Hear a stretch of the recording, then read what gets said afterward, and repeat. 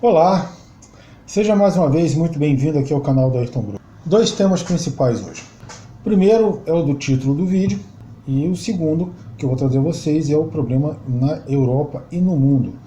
É uma coisa meio en passant, mas para vocês terem ideia da gravidade do que está para ocorrer, que já começou a ocorrer no mundo todo. Início aqui falando sobre a questão dos debates. Debate é a oportunidade que o eleitor tem de ver todos os candidatos frente a frente discutindo.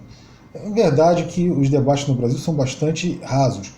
O último, então, o Ciro ainda falou alguma coisa, Simone Tebet, mas a maioria ficou ali naquele chove não molha, sempre aquelas mesmas pautas, porque eu vou dar educação, eu vou dar saúde, eu vou dar segurança, nada muito profundo. E a pauta de debates morais voltou a ser prioritária. A questão de corrupção, questão de se você bateu na mulher, se você não bateu, se você não gostou de ter filha, se você gostou, sabe? Coisas que realmente são importantes, são interessantes, mas não são fundamentais na vida da maioria das pessoas. Ela não atinge a todas as pessoas do Brasil. São nichos.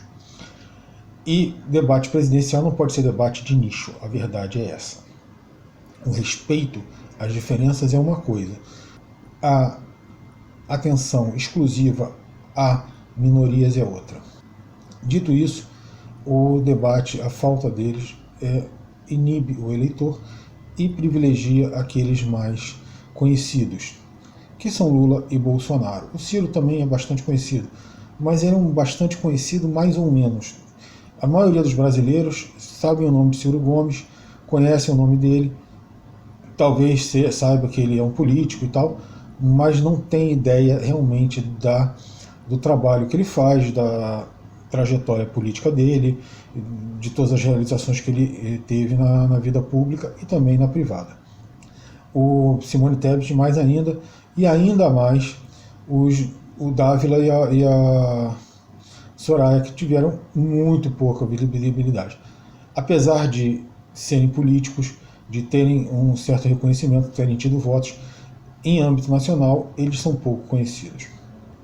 Dito isso, vamos passar agora a uma questão mundial, que é a crise causada com a guerra da Ucrânia e outras escaramuças que estão acontecendo ao redor do mundo. Não vou entrar nas escaramuças em si, mas na crise.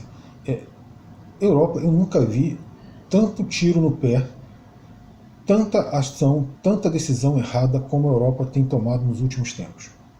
A Europa não é um continente que seja autossuficiente em energia. Por exemplo, a África ela tem energia de sobra, ela não utiliza, mas ela tem. A América Latina, idem. A América do Norte já não tem tanto, mas tem. A Ásia também tem energia. O que acontece? A Europa precisa de energia, a Europa precisa do gás russo, a Europa precisa de outras fontes de energia para poder manter a sua indústria, para poder manter o seu padrão de vida. Ao invés de procurar boas relações, ao invés de tentar acalmar o mercado internacional, por ideologias, e alguns analistas dizem que por submissão a grandes grupos oligopolistas mundiais, que querem aumentar ainda mais o poder dos seus oligopólios, ela se rende a determinadas ações que são extremamente contrárias aos seus interesses e aos interesses de seus povos. Por que eu digo de seus povos? Porque a Europa não é uma coisa una. A Europa tem vários países, várias etnias, várias correntes dentro do continente europeu, que é o menor do mundo. Se não é o menor, é um dos menores do mundo.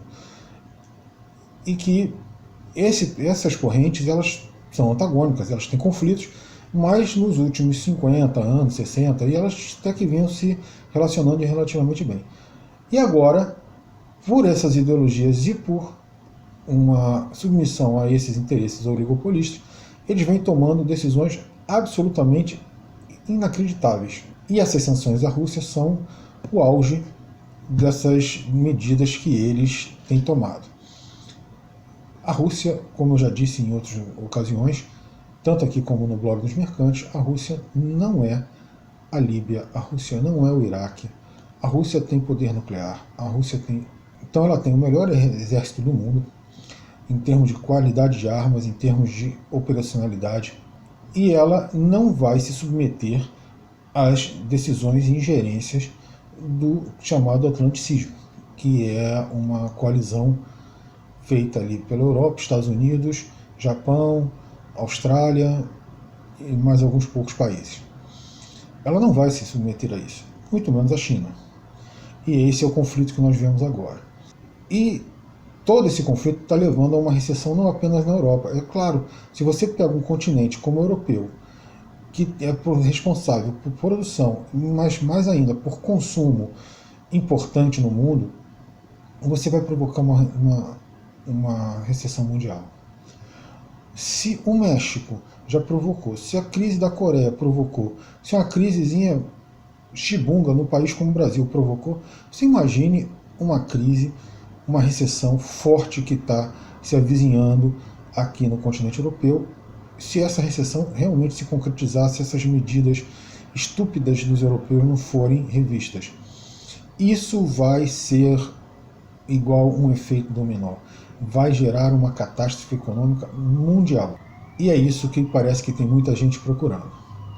Espero que eles tenham um pouco de bom senso, porque é claro que os políticos de alto nível, as pessoas mais abastadas, elas vão sofrer muito pouco com qualquer crise econômica que venha. Mas a população em geral vai sofrer muito mais do que já sofre normalmente. E é nessas pessoas que a gente pensa aqui. Valeu, muito obrigado pela presença de vocês aqui, até o próximo vídeo.